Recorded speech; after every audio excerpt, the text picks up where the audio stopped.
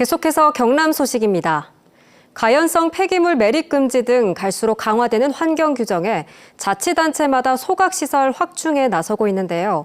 환경부가 인근 시군이 공동으로 참여하는 광역 소각시설에 지원을 늘리고 있어 진주와 사천도 소각시설 광역화 논의를 서둘러야 한다는 목소리가 나옵니다. 조미령 기자의 보도입니다. 2년 전 문을 연 통영시와 고성군의 광역 소각시설. 제어실에서는 배출물질의 대기와 수질 기준을 실시간 측정합니다. 하루 폐기물 처리량은 130톤, 통영과 고성 비율은 8대2 정도입니다. 2013년 계획 수립 이후 주민 의견 수렴 등을 거쳐 9년 만에 완공했습니다. 타 지자체의 모범 사례로 각광을 받고 있으며 정부의 폐기물 최적화 정책에 따라 추진하여 국비 지원이 증액되므로 지방비 절감 효과가 있습니다.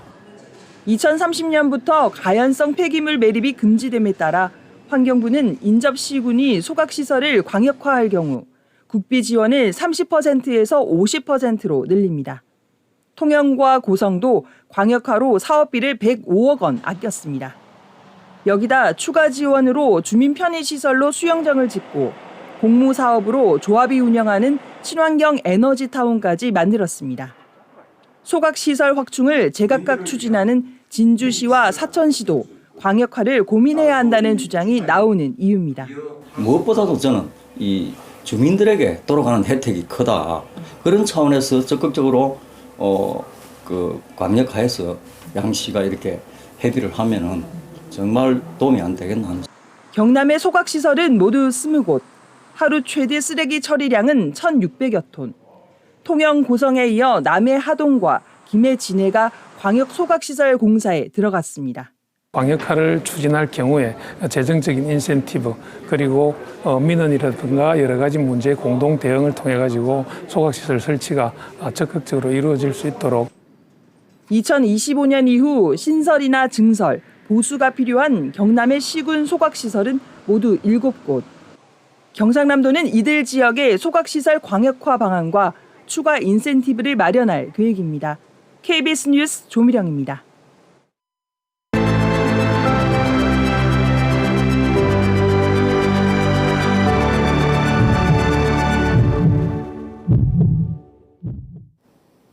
이번 주는 창원 국가산단 50주년 기념 주간입니다. KBS 창원은 지난해부터 창원 국가산단의 성장사와 미래 과제를 살펴보는 기획 보도를 이어오고 있는데요. 창원 국가산단은 시간이 지나며 도심에서 고립된 지형으로 여러 문제를 낳고 있습니다.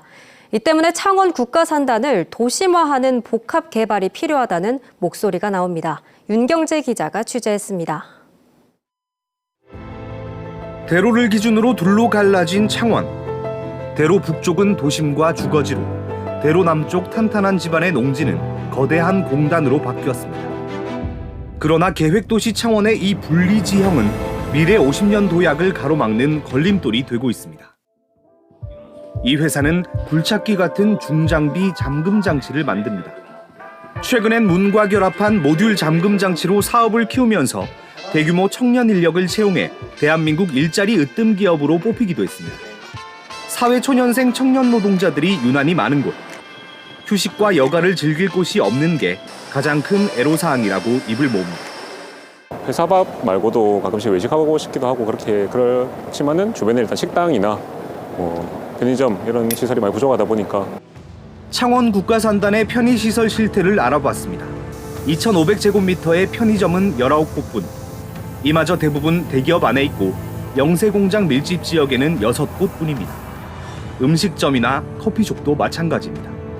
그나마 몇 곳 되지 않는 체육시설과 병원, 은행도 모두 대기업 안에 있고 영세공장 집적지에는 단 한 곳도 없습니다. 보육시설도 열악하기 짝이 없습니다. 문화 인프라 이런 쪽이 좀 많이 부족하다고 생각하거든요. 저 회사를 마치고 남는 시간이 있어도 어디 공연이나 그런 걸 보고 싶어도 사실 맞는 시간에도 별로 없고 그런 걸 즐길 수가 없더라고요. 청년 인력이 도심과 동떨어져 문화와 여가가 없는 직장을 선호할 리 없습니다. 창원은 이미 한 시대가 지난 느낌이야. 그래서 조금 그런 부분이 좀 아쉬운 것 같습니다. 도심과 공단을 나눈 전통적 산단 조성 방식이 산단의 미래 50년을 이끌어갈 청년 인력 수혈을 가로막고 있는 겁니다. 근로자들의 어떤 환경, 근로 환경이나 아까 말씀드린 그런 여가 시설 그런 부분에 있어서는 이런 수도권에 비하면 아직까지 좀 더 열악한 편이죠. 창원대로 넘어 도심과 달리 창원 국가산단은 밤이 되면 사람 한 명 찾아보기 어려운 슬럼 지역이 됩니다. 전문가들은 창원 국가산단의 미래 50년이 밝아지기 위해선 산단 지역의 도심화가 꼭 필요하다고 강조합니다. 창원시가 꺼낸 카드는 복합용지 개발 사업입니다. 그간 산업시설만 들어설 수 있었던 산업용지의 용적률을 1.2배 늘리고 다양한 지원시설도 함께 개발할 수 있는 복합용지로 바꿀 계획입니다. 산업입지법이 개정되면서 그 안에 여러 가지 문화 여가 시설도 들어갈 수 있는 그런 법으로 개정이 된 바 있습니다. 창원 국가산단 안에 근무하는 종사자분들이 그 산단 안에서도 얼마든지 문화와 상업이나 어떤 업무라든지 이런 것들도 병행된 그런 생활을 할 수 있다고 봅니다. 이미 정부 승인을 얻은 1호 사업으로 산업시설과 함께 상업, 주거, 물류시설을 결합한 20층 규모 건물이 추진되고 있습니다. 산단 안에 대형마트와 병원을 들어서도록 해 유동인구를 늘리는 방안도 검토 중입니다. 스마트 복합용지 개발 사업을 통해서 업종 간의 협업, 그리고 새로운 업종이 들어올 수도 있고 하는 과정에서 공단의 활성화가 분명히 일어날 것으로 그렇게 예상하고 있습니다. 산단 도심화의 핵심 사업인 복합용지 개발은 창원 국가산단뿐만 아니라 경남의 다른 노후산단의 환경 개선에도 적용될 계획입니다. KBS 뉴스 윤경재입니다. 민자도로인 창원 팔룡터널이 이르면 하반기에 운영이 중단될 위기에 처했습니다. 민간 사업자의 채권단이 자금 회수에 나설 수 있다는 의사를 창원시에 밝혔기 때문인데요. 이용자들의 피해가 우려되지만 창원시는 해법을 내놓지 못하고 있습니다. 송현준 기자가 보도합니다. 2018년 민자도로로 만든 창원 팔룡터널. 실제 통행량은 예측 시의 30% 수준에 그칩니다. 해마다 적자가 쌓여 누적 적자는 516억 원에 이릅니다.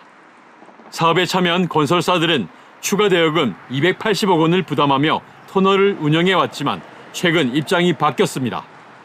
민자사업자에게 사업비를 빌려준 채권단이 창원시에 이달 말까지 적자 대책을 제시하라며 요구했기 때문입니다. 4월 말까지 이 구체적인 올 연말까지의 구체적인 협상이 제시가 되지 않을 경우는 이 기한이익을 상실을 한다고 이렇게 최종 통보를 한 상태입니다. 창원시가 적자 문제를 해소할 방안을 마련하지 않는다면 최악의 경우 하반기에 팔룡터널 운영이 중단될 수 있다는 것이 사업 시행자의 설명입니다.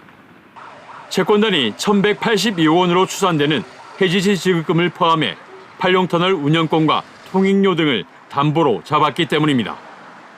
팔룡터널에 관련된 그 통장이 가압류가 되고요. 대출도 모든 게 이제 중단이 돼버립니다. 인건비니 모든 한전 수탁비라든지 이런 비용을 지급할 수 없기 때문에 터널 이용자의 불편이 우려되지만 창원시는 당장 터널 이용 중단은 없을 거라며 원론적인 입장만 되풀이합니다.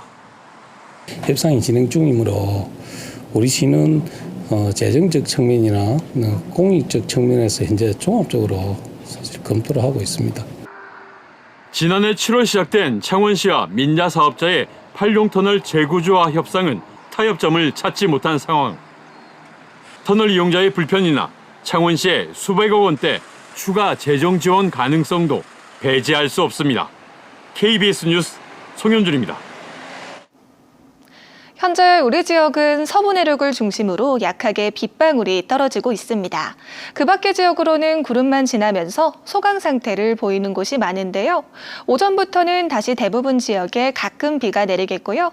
이번 비는 오후까지 이어지겠습니다. 예상되는 강수량은 5mm 안팎으로 양이 많지는 않겠는데요. 대기가 불안정해지면서 곳곳으로 돌풍과 함께 천둥 번개가 치는 곳이 있겠고요. 곳에 따라 쌀아구박이 떨어질 가능성이 있겠습니다. 한편 오늘까지 순간풍속 초속 15m 이상의 강한 바람이 불겠는데요. 안전사고 나지 않도록 각별한 유의가 필요하겠습니다. 현재 기온 창원이 14도, 창녕이 13도를 보이고 있습니다. 한낮에는 창원이 22도, 거제가 21도로 대부분 지역이 예년 수준을 웃돌겠습니다. 서부 지역도 진주가 12도, 거창이 11도를 보이고 있고요. 한낮에는 산청이 19도, 화동이 21도까지 오르겠습니다. 바다의 물결은 동해남부 먼바다에서 최고 3.5m로 거세게 일겠습니다. 내일은 비가 그치고 다시 맑은 하늘이 드러나겠고요. 낮 기온이 크게 올라 다소 덥게도 느껴지겠습니다. 날씨였습니다. 거제 조선업 노동자 복지 향상을 위한 복지기금 운영이 내년까지 연장됩니다.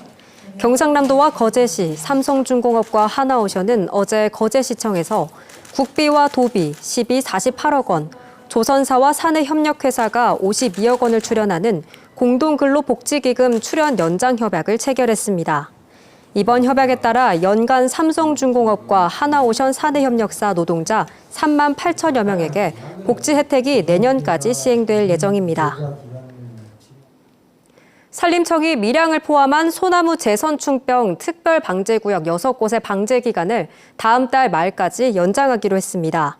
재선충병 매개충인 솔수염 하늘소가 성충이 되는 시기를 고려해 방제 기간은 보통 4월까지지만 특별 방제 구역의 경우 수종 전환과 속가 배기가 필요해 방제 기간을 늘린 겁니다.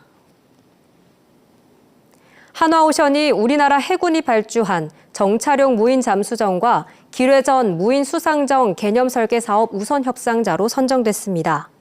이 사업은 해군이 미래 핵심 전력으로 추진하는 해양 유무인 복합 전투 체계 네이비시 고스트의 첫 단계입니다. 경남교육청이 창원시 북면에 추진하던 무동 2초등학교 설립을 보류했습니다. 경남교육청은 창원시가 재정지원 확약을 철회하고 공동주택공사 중단 기간이 길어진 것을 설립 보류 이유로 들었습니다.